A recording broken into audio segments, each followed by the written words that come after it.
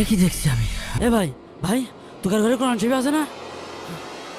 হ্যাঁ আছে তো, ওই দেখ সানসাইডের উপরে, দেখ দিন ইন্দুরি কেটে দিল নাকি। এই দেখ ভাই, হ্যাঁ এ কি? হ্যাঁ আমাদের ওই কোরআন শরীফের সাদা, তোকার ঘরে দেখতে আসলাম, তোকারটাও সাদা। এই চল দিনি ইমাম সাহেবের কাছে চল। ও হুজুর, হুজুর, দেখেন হুজুর। কোরআন শরীফের পাতায় কোনো হরফ নেই। আপনাদেরকে কত করে বললাম, আপনারা কেউ আমার কথা শুনলেন না। ও সেলিম ভাই বসেন, আমরা সবাই তো কোরআন তেলাওয়াত করব। ওহো, আমার তো মনেই ছিল না, আমি আর একদিন আসবানে। কি হইলো? হ্যাঁ বসেন, কোরআন তেলাওয়াত করি আমরা। ও হুজুর, আমার ঘুম আসছে। আল্লাহর জমিনে ওই ব্যক্তি সব থেকে হতভাগা যে আল্লাহর জমিনে কোরআন মাজিদ না পড়ে মৃত্যুবরণ করল। إن الله لا ينتزع العلم من الناس